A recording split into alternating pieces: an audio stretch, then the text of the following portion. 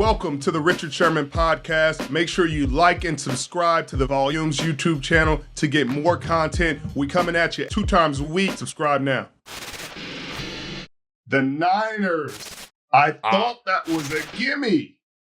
We talked about gimmies, Rich. We talked about gimmies. There's no gimmies in the NFL. But yeah, I thought it was a gimme too. What in the world happened? Well, the Denver defense, it was the battle of the defenses. The Denver defense showed up. There was too many mistakes by the Niners, and I keep telling people, that's the Achilles heel of every NFC contender outside of the Philadelphia Eagles is their offensive line. Every single one of them. Outside of Trent Williams and Mike McGlinchey, there's a lot of question marks on the interior, and they show that every team is attacking the interior. Then Trent goes out, and then they're attacking the edges. And now you can't slide to Trent. You can't slide away from Trent. You're sliding to him. And it just compounded the issues for the Niners. And they tried McKivitz. They tried Jalen Moore. They tried, they're going to keep trying guys because he's going to be out 4 to 6 weeks. So that's just devastation. It was the perfect storm. The Denver defense, Patrick Surtain, week in and week out, Patrick Surtain teach tape. He's looking the part. Everybody's like, man, is he a top corner? He looks it. They better call him Shadow because that's what he looks like on the field. He's looking like the receiver's shadow. The only gripe I have, he got to get his hands on the ball. He got to get more interceptions. He got to get more books. But you talk about tight, sticky coverage. He's the definition of it right now. They're doing a great job getting pass rush with Chubb and Browning and those guys. DJ Jones was stout in the run game. And the Niners got a lot of questions to answer offensively. There were some play calling miscues. There were some misses by Jimmy. The run game kind of got going. Then it got stagnant. Early first half, it looked cool, looked good. And then, the call by Kyle to not push him back out of field goal range and replay third down and say, hey, now it's going to be fourth down and put their first points on the board, and they lose by a point. They got their first 3 in a time where they might not have got 3 if he'd have got pushed back. But instead, they get 3 points. Mitchell. Richard, here's the thing. This is dangerous territory for the Niners. And watching that game, it looked like there's strength. This, own the clock, own time of possession, establish the run, play action passes, get Debo involved, get Brandon Ayuk involved. And you called it. They got your boys involved, man.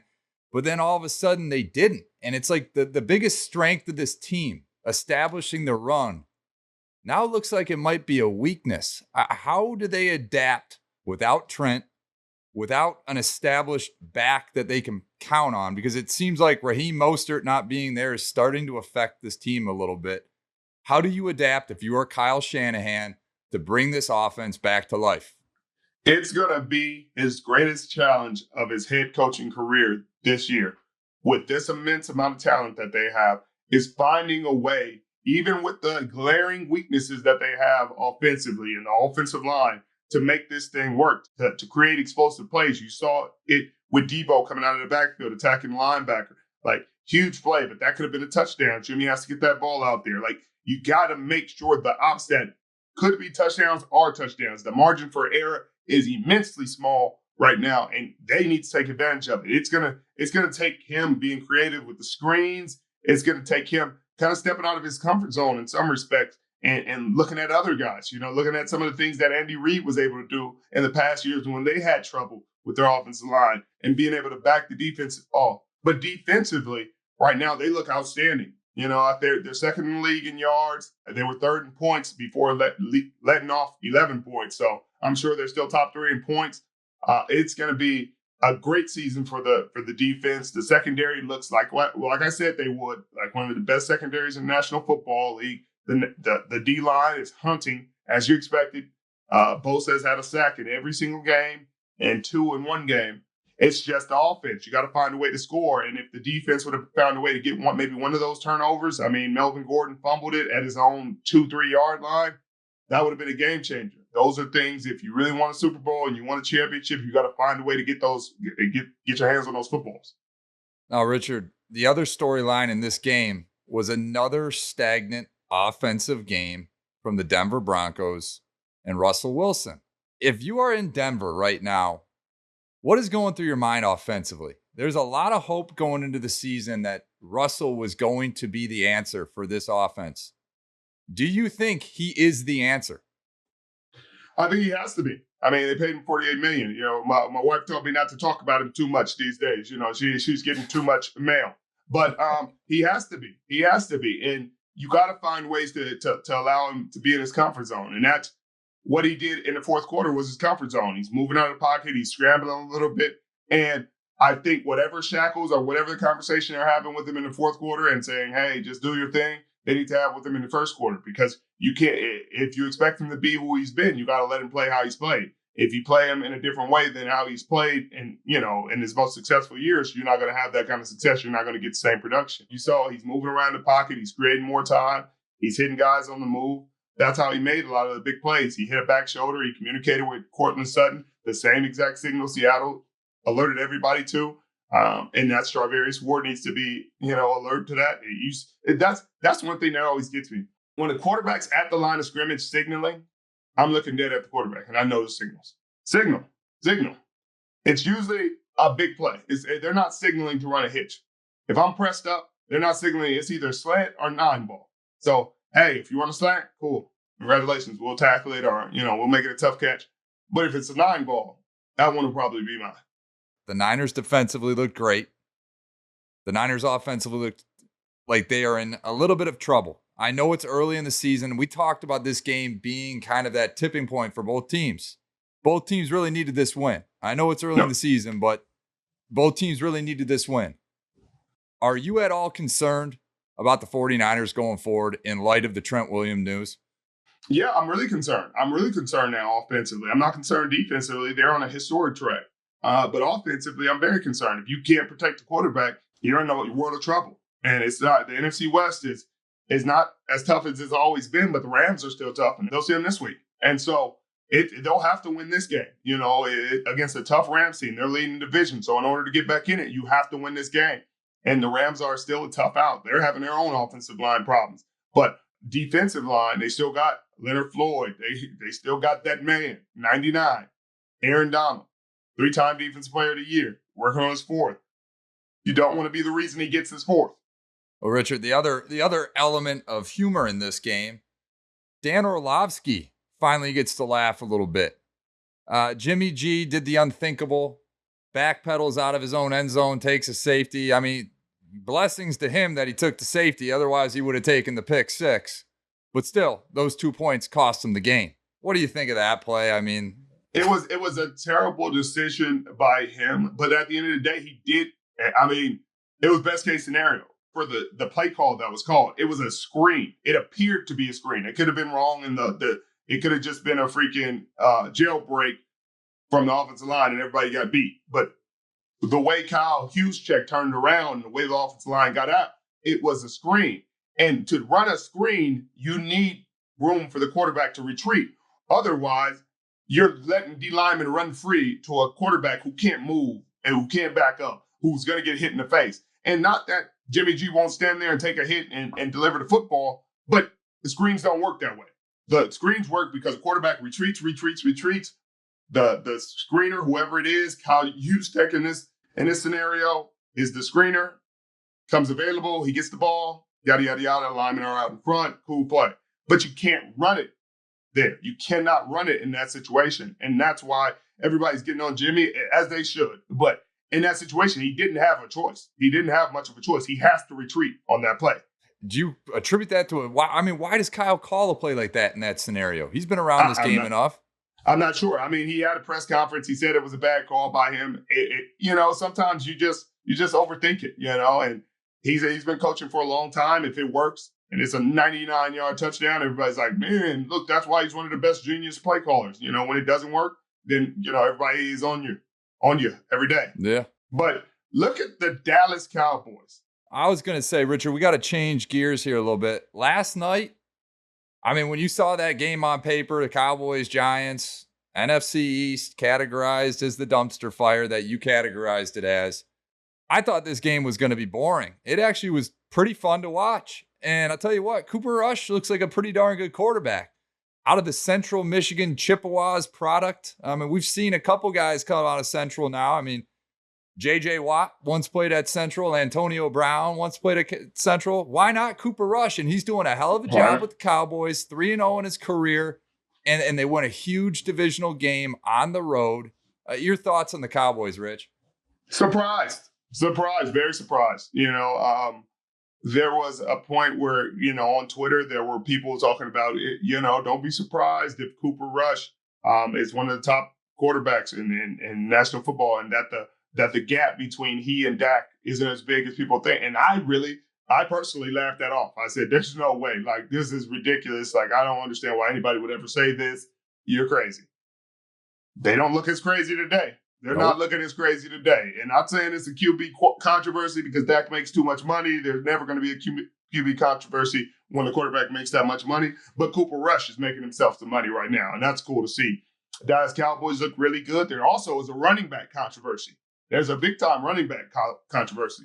Pollard is looking the part.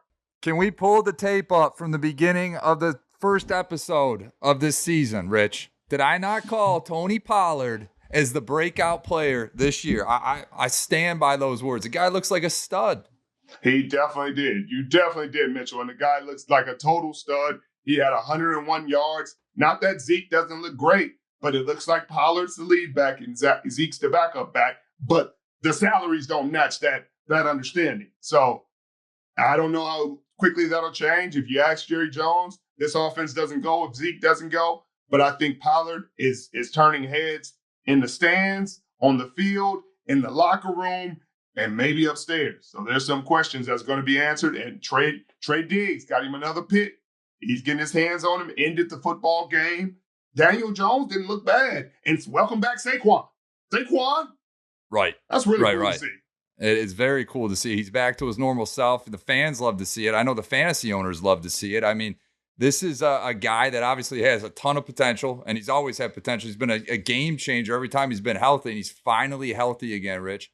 I mean, you went through it. I mean, talk about being a professional athlete, being down and out, being injured, going through that ebbs and flows. I mean, your first season back with the Niners, first few games out there, it took you a few minutes to get your sea legs. I mean, talk about that. Talk about what's probably going through Saquon's mind, and now he's finally found his groove again. Oh man, it has to feel incredible for him. It has to feel incredible for the Giants and their fans, but especially him. You go through so many doubts, so many moments where you're like, I'll never be the same. So many moments where you got to pull yourself out of holes and say, hey man, like you're gonna be all right. So many lonely moments of doubt. You're sitting there by yourself rehabbing. Whether it's your knee, your Achilles, your ankle, your hip. You're rubbing a spot, and you're like, man, come on. Talking to yourself, trying to get yourself out of there. It's so many days, so much goes into coming back and being back in the way he's back. He's back looking like Saquon out of Penn State, running the rock, looking very dynamic. And it takes so much work to get back there, so much work when nobody's looking, nobody's watching, nobody's talking about you, nobody's cheering for you, nobody's asking about you. All they're saying, what happened to Saquon? What happened to Saquon? He's not the back people thought he was. All that doubt, all that criticism.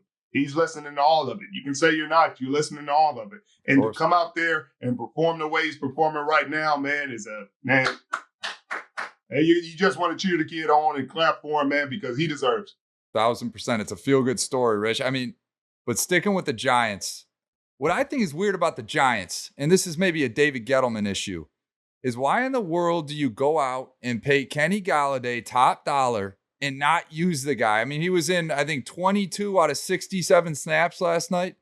It's going to create for a bad locker room environment, I'm sure. But, Richard, what explanation do you have not giving Kenny Golladay a better opportunity in that offense? Because he looked like a pretty good rising star early in his career. Mitchell, you ain't been watching, have you? This is why I ask you, Rich. I'm not the professional you are.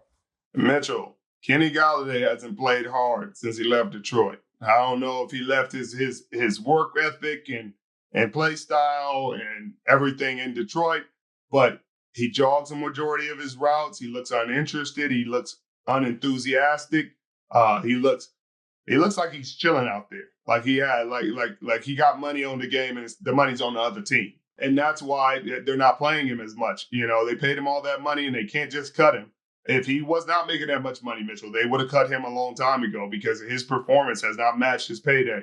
And I don't really know what it is. You can't speak to a guy's motives or motivation or what's going on at home or what's going on outside of the football field. But on the football field, he just looks like a guy who's uninterested in playing for the New York Giants. I don't even want to go deep into that, but they say money changes people. I didn't know it took the competitive spirit out of people because I didn't see that one coming, Rich. But let's talk about Daniel Jones. The Giants have solid pieces in place. Their defense looked pretty solid yesterday. They got a good bookend on the offensive line. They seem like they've kind of finally shored up their weaknesses over the years. Do you think Daniel Jones realistically is a guy that can elevate this team to that next level, or is he one of the sore spots of this team? I don't know. The interception yesterday, the receiver fell on the ground. It's a timing route. He got to let the ball go early. He ran the ball well. He had 79 rushing yards. He threw it okay. I don't say he's one of the sore spots. I say you give him a chance, because he has the build. He has the arm strength. Daboll seems to be finding ways to get him involved, to get him both running and passing the football. He looks really dynamic. They were 2-0 coming into this game. They had a chance to win this game, and a chance to be 3-0. So I wouldn't say he's the problem. If you had a problem at quarterback, it looks very evident, and it looks like your record shows it. But I think that he still has some developing to do, and he's not a finished product. And I don't think, based on the results they have, if the Giants have a chance at an elite quarterback or out of this world, chance at a top 5 pick for one of the quarterbacks coming out, I don't think they'd hesitate to use it. But I wouldn't think they're too frustrated or upset with his performance so far.